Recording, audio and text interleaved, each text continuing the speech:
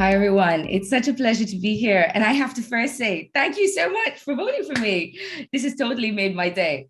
So I wanted to share with you some insights from our research on storytelling and how we can harness those insights to actually create change when we're thinking about changing behaviors, but also changing behaviors and building values in the process. So when we think about what our first line of defense is to help people change their behavior, we often think about listen to the science. It is a really powerful slogan. It's been used in climate, but it's also used in the context of COVID.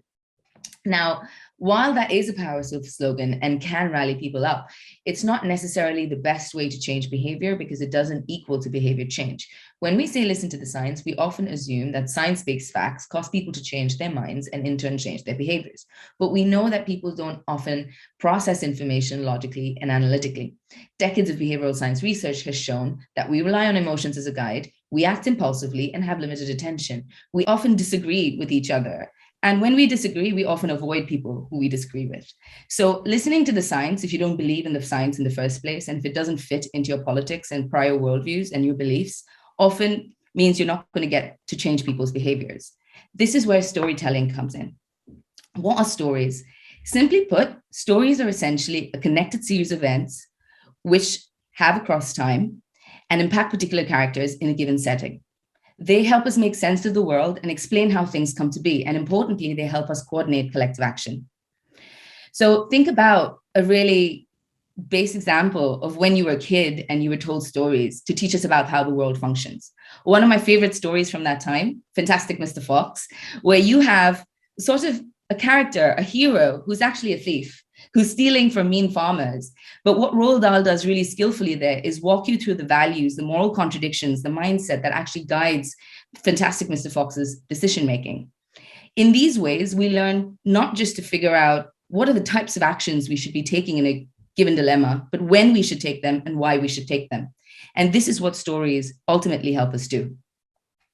This is an example of a completely different story, but increasingly a space where storytelling has been used for brands.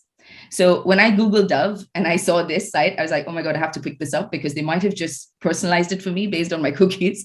But as you can see from the first line literally says, for over a decade, we've been working to make duty a source of confidence. This is essentially the way Dove has told its story to people.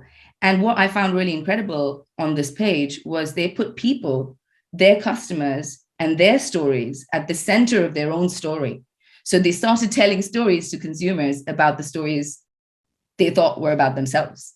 I found that really interesting. And importantly, they created a call for action and a feeling of belonging to a movement or a tribe through basically buying a product. So you build a positive association by communicating using stories, basically a particular set of actions associated with those stories. And this is how stories help coordinate collective action across a number of people, but not just collective action, also consumer action, right? So in order to tell more effective stories, we have to actually capture attention. And we know people have limited attention.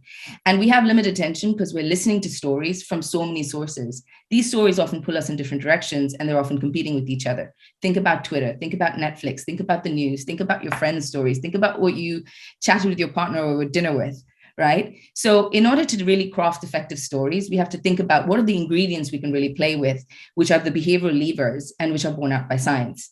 This is a really new area of research. So part of the research I'm going to present to you is mine, but it's sort of really at really fresh stuff. So I would love to think about how we could take that further, and we can come to that as well. So the first thing I would say is tell a human story, tell our story. We care about issues if they're about us, and we'll care about complex environmental issues if it's about us as well. And we know that people pay attention to such stories as well.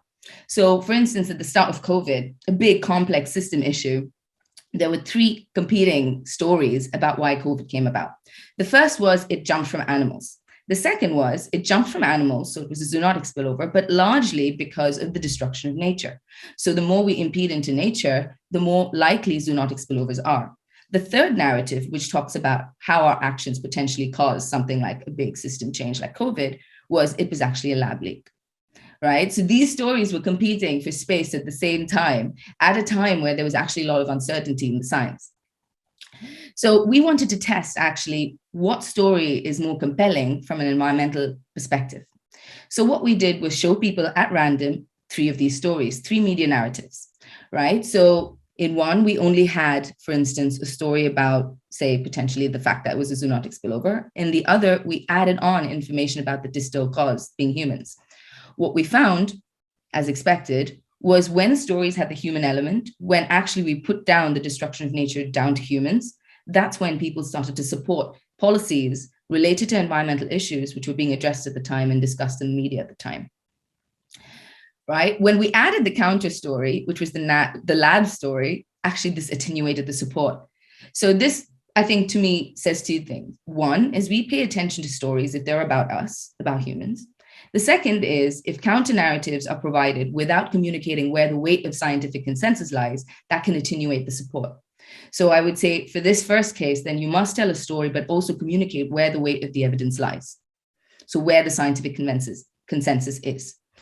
Ken had a brilliant example about actually how do you tell stories of victims, for instance, right? So, and also increasingly in this space, we also want to tell how people take action to change their circumstances. So in that sense, we want to tell stories about compelling protagonists and stories about how they're taking action to better their circumstances. But one thing we also, I think, would like to explore doing more systematically is tell stories of why they did that as well. So the why of the taking action, apart from actually taking action. So we tested 3 stories of someone taking environmental decisions, George. So George took environmental decisions 2, one where he had a plant-based meal, and the second where he signed a petition for his workplace to go net zero. And he did it for environmental reasons. This story was called A Day in the Life. It was really fun writing it. But I think in future I should collaborate with a real storyteller to do the second experiment. But anyway, the second story that we tested was the same George, right? Who was unintentional. He was the accidental environmentalist. So he took the same 2 actions, right? But for himself, for health reasons, right? The third story that we tested was the status-seeking environmentalist. Again, the same 2 actions. So we held the actions constant, but we changed his motivation for taking that action. And it was for social proof. It was to fit in. It was to post on Facebook, right? So which story was more effective? The studies show that the more effective story was actually the intentional environmentalist, because we relate to people who have consistent values and act on those values. So why George was more successful in increasing support for climate policies, but also climate action intentions and individual action intentions, things like signing a petition, things like going to a protest, as well as things like changing your lifestyle, was because they just liked George more. They could understand him, they could relate to him, and they could identify with him. Clearly, the one they didn't like was the status-seeking environmentalist. Now, this doesn't mean that people are not motivated by status, but we don't like to think of ourselves as being motivated by status, right? So when crafting stories of protagonists, often actually paying attention to the why of their behavior can be important alongside actually what they're doing and who's doing it.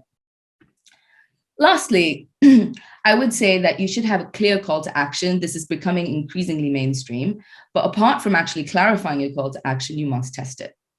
So we ran examples of 3 stories to raise donations as well as traffic to a conservation organization's website, where the first 2 were sort of experiments where we had to rely on a combination of stated and revealed behaviors using online samples. This was a field experiment on Facebook. So we used Facebook A/B tests to figure out what was the most effective story to drive people to go to a conservation organization's website, as well as take donations on that website. So we varied 2 things. We varied both the story protagonists. So we used a charismatic species, a flagship species, the African elephant, as well as an underused species, which doesn't really get donations much online, the wild dog. And then what we did was also change when people were connected, right? Why it happened. One was down to humans and the other was not.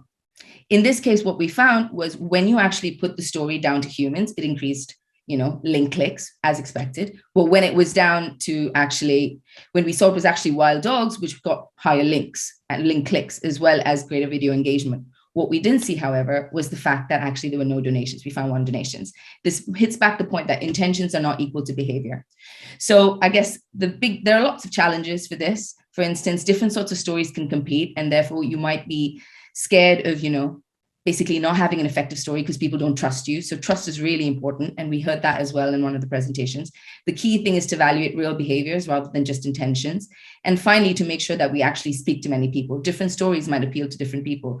In the wild dogs and elephants story, for instance, males were more attracted to wild dogs rather than females who were attracted to the elephants. So with that, I will leave you with these challenges and the key points here, which is tell our stories, tell human stories. Tell stories of why people do things apart from what they're doing, but also test your call for action. And with this, I might have exceeded my time because I see Juan here. So I will hand over to him.